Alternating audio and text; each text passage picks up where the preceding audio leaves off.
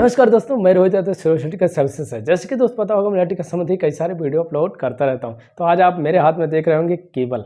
ये क्या है? केबल।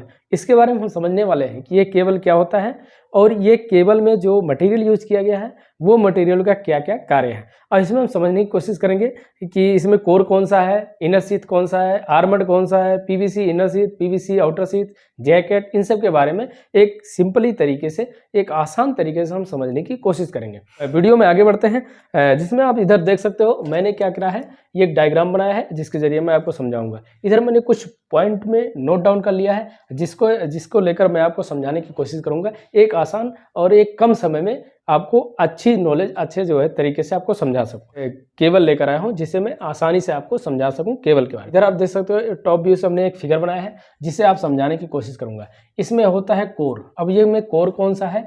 ये होता है एल्युमिनियम या फिर कॉपर का भी कोर हो सकता है, जो कि ये होता है कोर। ठीक है, यहाँ पर आप देख सकते हो टॉप में, इधर जो हमने बनाया है ये साइड व्यू है, ये है टॉप व्यू। ठीक है, ये एल्युमिनियम कंडक्टर, इसे कहते हैं हम कोर। ठीक है, और दूसरा आता है एक्सएलपी इंसुलेशन। अब मैं आपको समझाऊं कि एक्सएलपी जो इंसुलेशन होता है वो एक्चुअल में कंडक्टर के ऊपर ही लगा होता है। इसके बाद आता है PVC inner sheath. PVC inner sheath क्या होता है?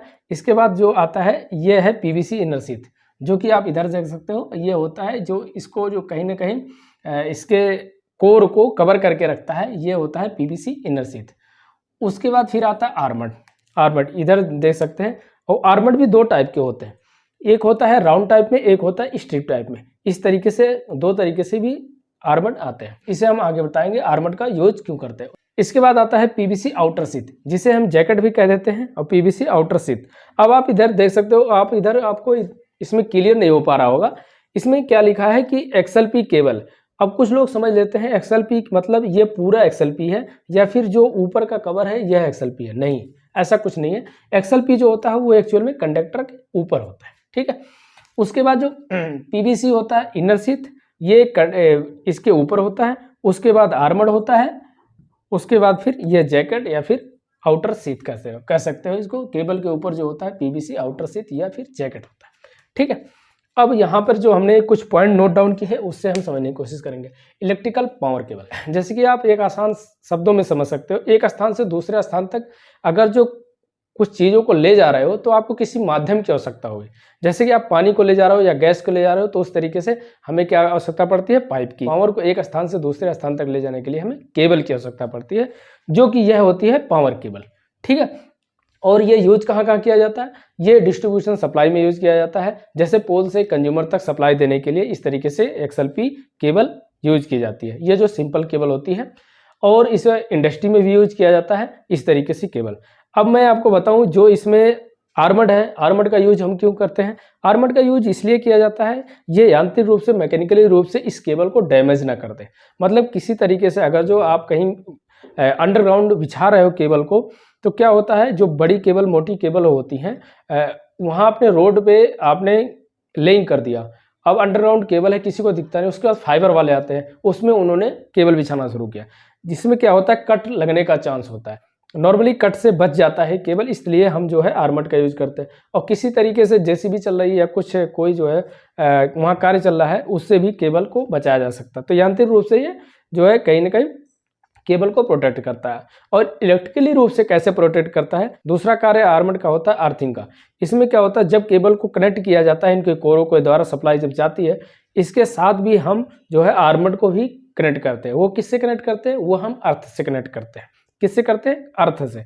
इसको हम ग्राउंड कर देते हैं। किसी तरीके से अगर जो ये केबल डैमेज होती है तो क्या होता है कि ये जो है इसमें सप्लाई आ जाती है। अगर जो आर्मर्ड में सप्लाई आई तो वो हमारे ब्रेकर को सिग्नल देता है अर्थिंग फॉल्ट का, जिससे हमारा सर्किट जो है ब्रेक हो जाता है, जिसमें हेल्थी सर्किट अलग हो जाता है और जो फॉल्टी सर्किट है वह अलग कर देता है, जिससे हमें आग लगने का या फिर और सारे इलेक्ट्रिकल पार्ट डैमेज होने से बच जाते हैं। इस तरीके से हम अर्थिंग को समझ सकते हैं और आर्मर्ड को भी समझ सकते हैं। इसके बाद आता है एक्सएलपी और पीवीसी में क्या अंतर है। एक्सएलपी जो होता है, जैसे मैंने आपको बताया, ये कंडक्टर के ठीक ऊपर लगाया जाता है।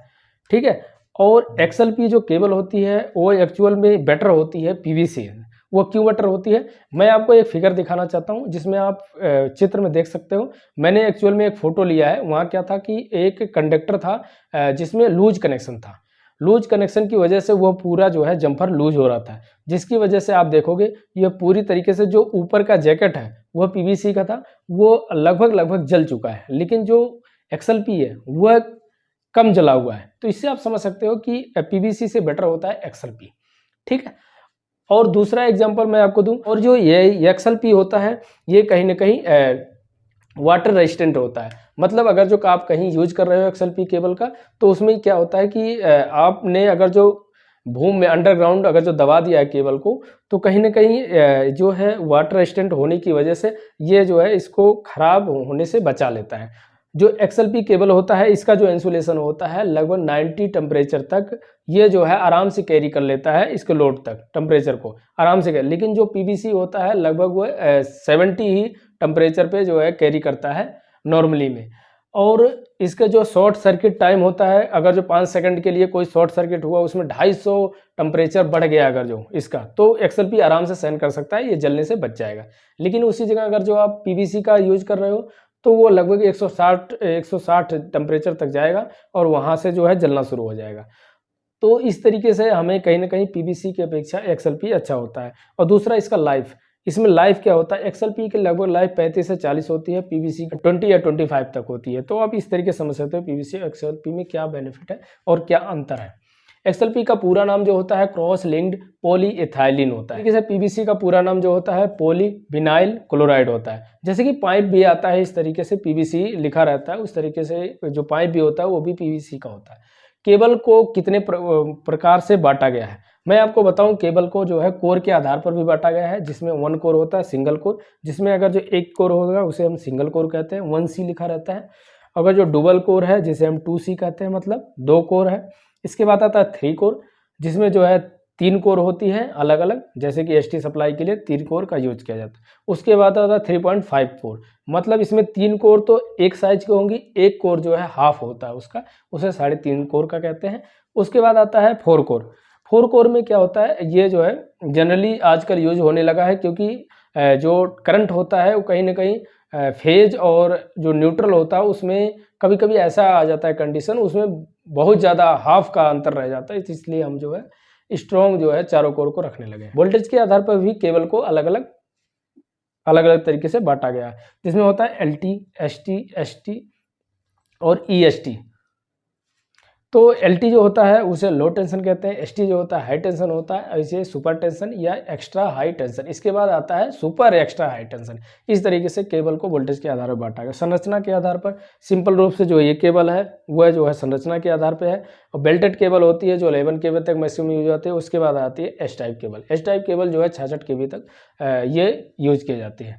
तो इस तरीके से मैंने आपको समझाने की कोशिश किया एक केबल के बारे में, जो कि था आर्मर्ड केबल।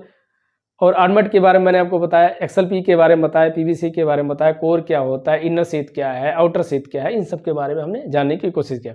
इसके बाद मैं अगली वीडियो लेकर आऊँगा जिसमें हम समझने की कोशिश करेंगे करंट कैरिंग कैपेसिटी, और उसके अगर जो आपके पास कोई अगर जो जैसे कि इस तरीके से केबल आ जाती है तो आप डाया कैसे पहचान पाओगे, अगर जो कहीं पर नहीं लिखा है ये कितने स्क्वायर mm की केबल है, तो हम डाया से भी समझने की कोशिश करेंगे, इसके साइज को हम समझ पाएंगे। ठीक है, तो आपको ये वीडियो कैसे लगी आप लाइक कर सकते हो, शेयर कर सकते हो, अपने दोस्तों को ये आप बता सकते हो। इस तरीके से आप आसानी से समझ सकते हो केबल के बारे में।